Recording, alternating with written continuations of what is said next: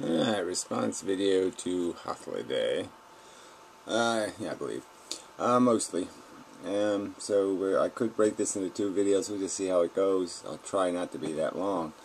The two basic subjects are the origins of value, and the distinction between value and values that we project. So the stuff we want, I guess, would be the word. Desire and its relationship, this function of desire, and its relationship to the function of, I guess I should do it this way, desire over here, and the function of this basic element of pleasure and pain, that is what is of value, is the reactions we have, the reflexes of pain and pleasure.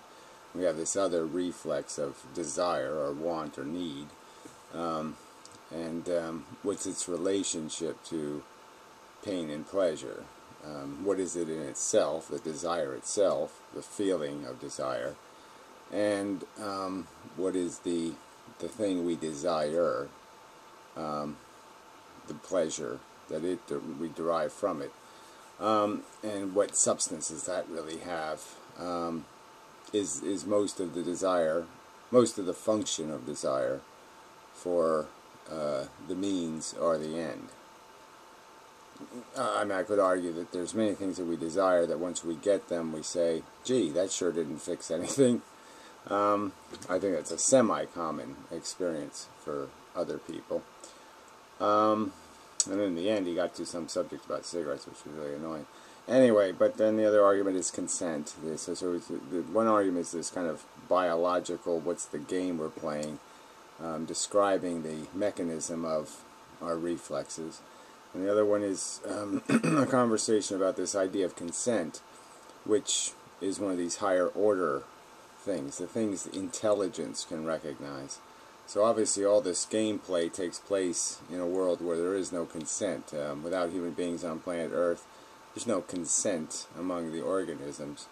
They predate on each other and exploit each other without any contract, and they have no capacity to understand that dilemma they're in. And if they could understand, if a lion could understand that the baby gazelle is just as substantive in its ambitions and its needs and its wants and its hungers as its own child, it might have pause and say, wait a minute, this game is not right. But it doesn't have the capacity to be me. It doesn't have the capacity to think and to understand. It's really the key word. It just doesn't understand.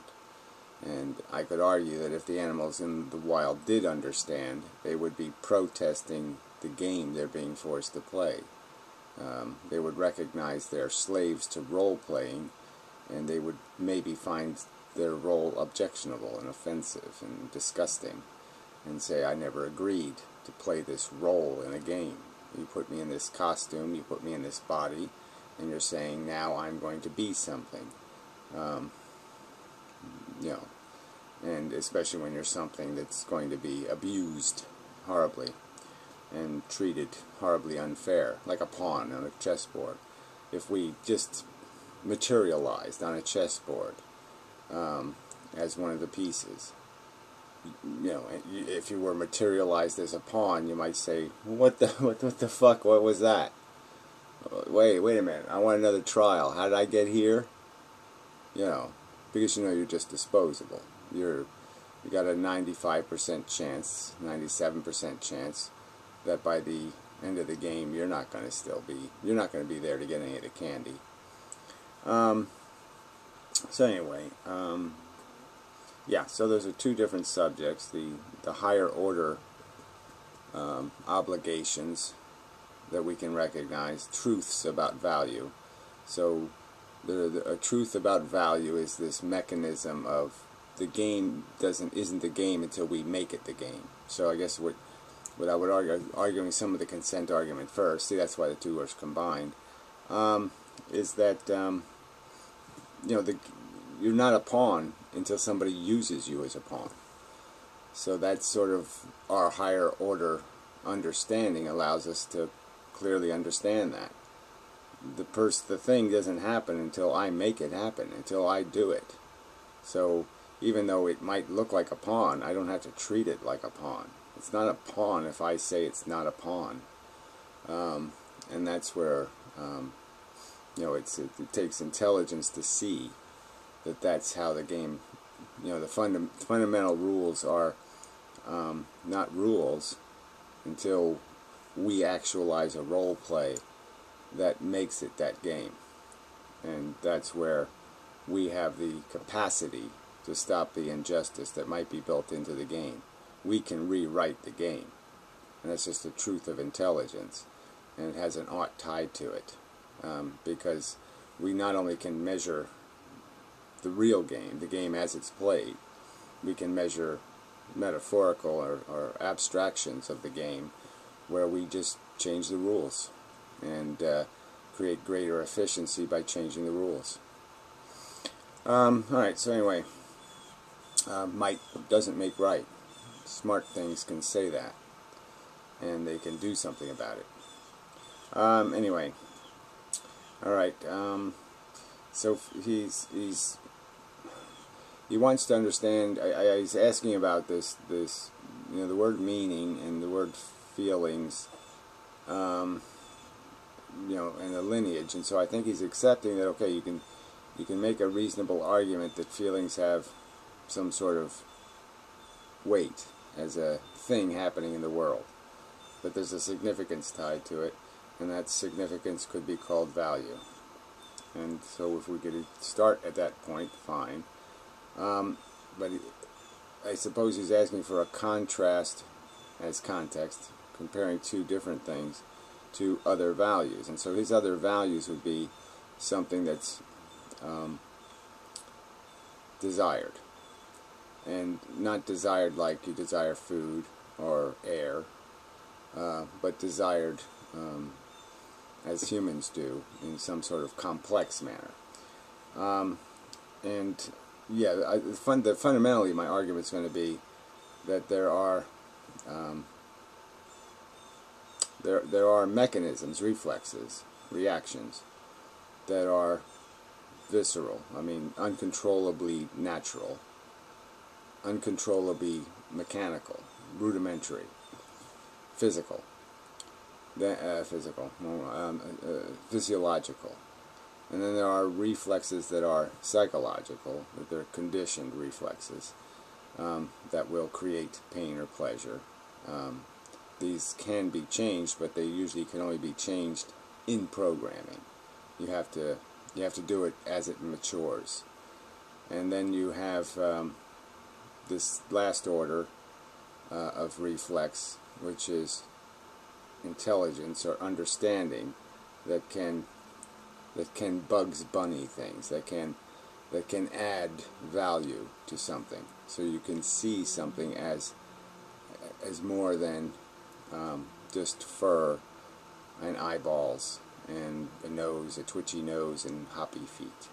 You can understand it as, like the lion example, you could understand the gazelle as not being fundamentally distinct from your cub in terms of the fact that it has a brain and brains are feeling and all of that. So you can, through understanding, you can see something's brain.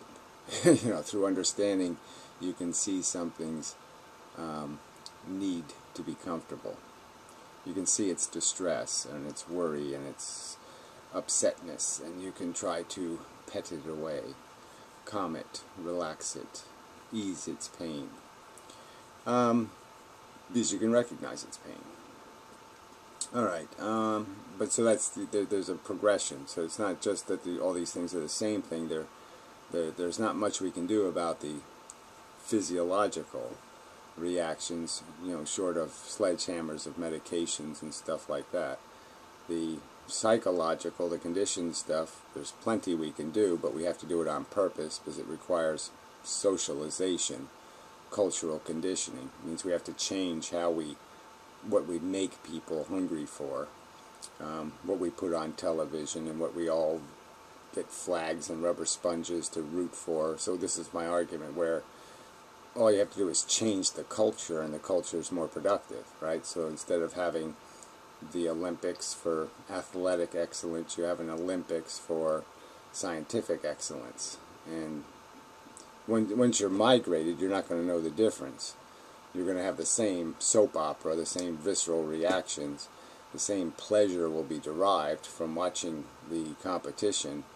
It's just that the competition will produce something of social value rather than nothing of social value. But like I said, these take deliberate efforts to change some of these maturized dispositions. But they're certainly judgeable, and there's certainly levels of efficiency. You want people to be ambitious to do good in the world, not ambitious to do bad in the world. And a lot of that is established by conditioning, the character you condition the individual with. And then the last order is the philosophy stuff, which is just understanding psychology and physiology, and understanding the game and how it's being played, and all the stuff you can change in terms of dynamics. And you can instantly almost change something through a philosophical understanding. Once you understand necessity and value as a theoretical principle, then all of a sudden your own conditioning will follow. It can follow. You can certainly put a taboo on things intellectually and make it quite possible to disengage your psychological addictions anyway. Physiological ones are still going to be hard to get past. If you're an ass man, you're an ass man, and it's going to be really hard, even if you philosophically understand that asses are irrelevant, to migrate yourself somewhere else. So anyway, just understanding all this stuff as reflexes, and understanding that desires are also reflexes, and there are reflexes that can be mutable, that can be changed, and reflexes that can't be changed. And the most powerful reflexive changes, I think, is understanding, and that's the one we should be working on, is what's the truth, and understanding the game. And then we can understand where our sympathies would be appropriate, where our desire and where our ego should be feeding on. And that will migrate, as I said, to some extent. We can substantially change. I mean, even if you can't become an ass man, you certainly can be a pedophile by nature. I mean, by conditioning or by feelings. And you could know that it's wrong to exploit a child and never act on your desire. So we can understand that some of our desires are shit, that they're not ethically manageable, they're not appropriate to decency, and we can control those addictions, attachments, needs, dependencies. All right, so he said that, I'm quoting a sentence, he said, ego pleasures are equally real. Yeah, but they're not equally valid, is the point. They're not equally unchangeable. They're not equally mutable. They're not...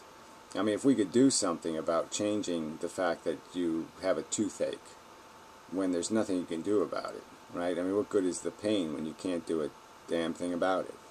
We have lots of physiological reactions, like why, a gallstone or something. Well, if it gave you a little bit of pain every 5 minutes, that might make more sense than just having you bent over in agony. There's pain that just doesn't have any useful purpose. If you're setting a broken leg and it hurts, well, you're doing something good and it's hurting. What good is that?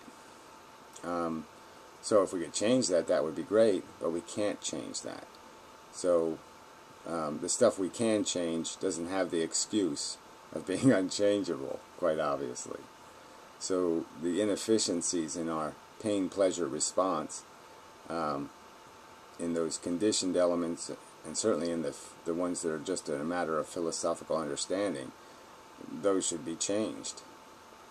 I mean, it's just a matter of philosophical understanding. Once you understand what animals are, and that there's nothing fundamentally profoundly different between a pig's brain and a dog's brain, the hypocrisy becomes obvious, and the need to change your behavior becomes equally obvious. You really just can't avoid the logic. It's right there in front of you, and it says to you, even though viscerally pigs still are ugly and stupid and smelly, philosophically, you know, that's just crap. You're using that as a rationalization, as an excuse. You're using the bag of skin it's in as an excuse to mistreat it. And that's all it is. It's a rationalization. And once you've identified it as a rationalization with your intelligence, then the mandate just pops up and says, you're going to have to do something about that. Because that rationalization, that violation of the truth, is, if you're supposed to have some integrity, you're not going to be able to live with it. You're going to have to say, I got to fix it. Anyway, so yeah, there's the difference is in the fact that one, we can't fix the inefficiencies in, and the other, we can fix the inefficiencies in. And I'd say the other difference when it comes to ego pleasures is there's no these are addictions, kind of mechanisms. So again, it might not be so much about the fact that you're going to gain something, it's that you're trying to fix some inadequacy. So much like a nicotine addiction, you're not really wanting to smoke. You're wanting to get rid of the symptoms of your addiction. And those are very different things. I mean, I'll get to that later in the consent argument, just because he brought it up. And just, you know, I smoke, but I would never, I've said it many times, I would never give, if there was one thing I could change, the first thing I'd go back, if I go back in history and change something, is I'd knock that first cigarette out of my mouth. Just a stupid addiction. It's completely idiotic, but incredibly powerful. And, you know, instead of taxing addicts, I would be killing people who gave cigarettes to minors, catapulting them onto red buttons or something like that. Anyway, so that, I guess this is the important thing to emphasize, is this biological, conditioned, and philosophical. You know, I've used that metaphor, you know, lizard, ape, human, to explain that these are the natures inside of us. The machines, we still have the visceral organism, we still have the emotional organism, and now we also have this thinking organ. And they have to live together inside of us. But if you're going to give one the most credibility, the most capacity to be credible, it would be philosophy. Okay, I don't know if I need to go too much further. So biological versus psychological, simple versus more complicated reflexes is all you're really talking about. Again, it's understanding this mechanism of addiction. It's a sort of an important subject. I mean, it makes things seem valuable through visceral feelings, but that value designation has nothing to do with anything reasonable, let's say. It's just a bigotry, and it's something to be overcome, not something to be embraced. It's something to try to control, to steer in productive ways, rather than destructive ways like smoking, drinking, baseball, whatever, all kinds of the wasteful bullshit that manifests as the thing we feed on viscerally, emotionally. We can change what we feed on emotionally. It can be altered through conditioning and through conversation. Alright, now I think I'll do a little bit of the consent argument. Okay, I'm not going to do a separate video, just because, you know, like I said, two subjects are kind of stuck together, and I sort of want to stick them together. I sort of want to be able to push this idea of it's intelligence makes it possible to see that consent is necessary. It's intelligence that can come up with this very metaphor that I just came up with of a chessboard, and you arrive as a physical piece, but you're not a pawn until somebody uses you as a pawn. You're not you're not what that thing is until something imposes it on you. Okay, so you're not food until somebody makes a meal out of you. That kind of thing. And as intelligence, as we can sit as bishops and kings and queens and all these other pieces, and we can look at the pawns and we can intelligently say, I won't use them. I refuse to play that game. I'm not going to play that game. And, you know, that's, I think that is important, and that's where consent comes in, because it's just understanding that these pieces never consented to be pawns. They never consented to play this game. They didn't do it, and so we have an obligation. And again, nothing else in nature can do that except us, because we have the intelligence. And I think if you used a little bit of imagination, you can imagine that if you did give intelligence to other organisms, that they might refuse to play also.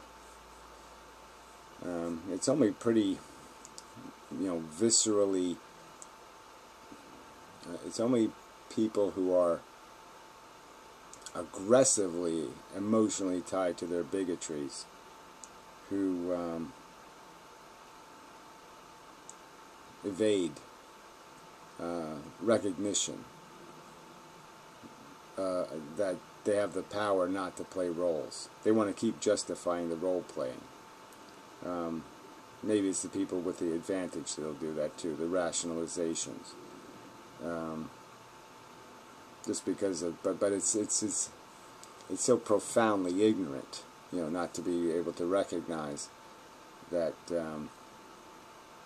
nothing consented, and so no victim you make will be a victim earned, however you want to put it.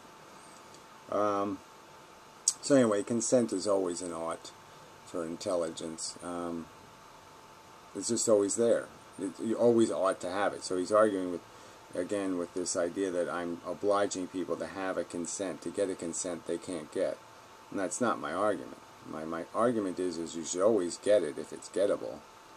And if it's not gettable, the implication is that you have a higher standard now. Okay, you can't get the pawn's consent. So what's your obligation? Well, your obligation is to treat it as well as possible. Your obligation is to give it all the benefits of the doubt, so to speak. That to speak for it in a manner that would be reasonable and fair to its position. So clearly, if you can't get a pawn's consent, and you're saying to yourself, well, would I consent to be used by some asshole like me? You can ask the question, you could say, well, no, I know pretty well, damn sure I wouldn't consent. I wouldn't say go ahead. So you can create the consent, but you create it in a form that is fair to the what you know the position of the thing to be and what it might say if it could talk. Now you know what cows would say if they could talk. You know what pigs would say if they could talk. Okay, they would say, fuck you, cunt. So don't tell me they'd say, oh yeah, go ahead. Yeah, rape me, take away my calf, fuck me over, hit me with sticks, prod me the fuck around. Totally fucking rape my character entirely. Make me a slave to you. And my children, and my children's children. For all eternity. Yeah, go ahead. And then genetically mutate me into a big, giant, uncomfortable sack of milk. You think they would say, go ahead? So again, that's the obligation of not having consent, is to be fair to the thing you're imposing on without consent. You have to assume they're intelligent. You have to assume they would say something smart, not something stupid. You can't put stupid words in their mouth when you don't have consent. You can't write a completely crap contract. So if I'm writing a contract All I have to do is think of it in terms of, okay, I'm writing a contract for somebody who can't read. You know, quite obviously, if I'm going to do that at all fairly, okay, I'm not going to sit there and pretend that it's okay to write in idiotic clauses and trick them. And that's all this is. You know, without consent, you don't have a right to trick them, to take advantage of their ignorance or stupidity. There's no license given to that. And so that's the obligations. If you don't have consent, then you have to go to the higher standard. You have to be sure that at minimum, okay, you've assumed them no stupider than you. That you've assumed them not to want to do something you wouldn't want to do. You have to give them at least that minimum. And if you were really going to be fair, you would probably assume them smarter than you. And then write the contract thinking that, oh, if this guy was smarter than me, then I would be the one getting fucked. You know, he'd be putting small print in there fooling me. That would be truly fair, is to give them the right to be smarter than you. If you're going to play the game as a game, if you're going to sit there and say the objective is to figure out some way to excuse a taking, and somebody has to take. But again, I'm just arguing without consent, that's the higher standard. So I'm not telling you to get consent you can't get. I'm not saying you have to have consent. I'm saying you have to behave accordingly when you don't have consent. When you don't have consent, there's rules that are now invoked. Okay, a lack of consent means you have to apply a standard of fairness. That's pretty much it. You have to create the fairness then, because the fairness isn't going to come from them fighting for defending their position. They're not in a position to defend their position. You have to defend their position for them if you don't have consent. That's essentially the function of this standard, is that they're not capable of putting on their armor and getting into the ring and all this kind of stuff. They just, you know, they're unconscious or whatever. You can't put them in the boxing ring without their gloves and without, you know, well, whatever. A gladiator would be a better argument. You know, without their armor and without their sword and without all their stuff, you just drag them into the ring naked and say, yeah, I'm going to kick his ass now. That's the obligations of lacking consent, is that you have to be you have to apply fairness then. Alright, so I think the game piece metaphor is good. And to understand that this is only something intelligence can recognize, is these obligations. Only intelligence can recognize that fairness must exist, and that if a party is incapable of defending their fairness position, if they're incapable of hiring a lawyer, so to speak, that you've got to be a lawyer for them. That's what fairness requires. A fair deal, not a crooked deal. Alright, so there are a couple of little remarks. Desire them the right to reproduce. Deny them the right to reproduce. Well, again, so you said the word right to reproduce. Where does that right come from? I'm just saying, what, the right to abuse children? The right to rape? I can go through all the list of all the activities we're naturally capable of, but we have no right to do. I'm naturally capable of making fists. I can throw it wherever I want. You won't deny me that right because it's a right. Again, so why would somebody have the right to have children in a condition which there's no probabilistic hope of doing anything but torturing them? There's no fundamental right. Biology does not create rights. It just doesn't. Same thing brought up driver's licenses, and driver's licenses are completely justifiable by the higher standard. You're applying a necessary condition to functionality. The thing can't be done fairly or efficiently without the standard. The standard is critical to there not being chaos and the fact of driving being rendered useless. Driving would be of no functional value if you didn't have performance standards for the drivers. They have to meet a performance standard, or your highways will just be impossible to navigate, and you certainly would never drive with anything valuable in your car, like a child. Alright, so smoking's an addiction. Yeah, so you point out, again, he defended taxation. Well, you might tax them to blah, blah, blah, blah, blah. And, it's an addiction. I don't advocate people smoke. It's completely wasteful and inefficient and useless.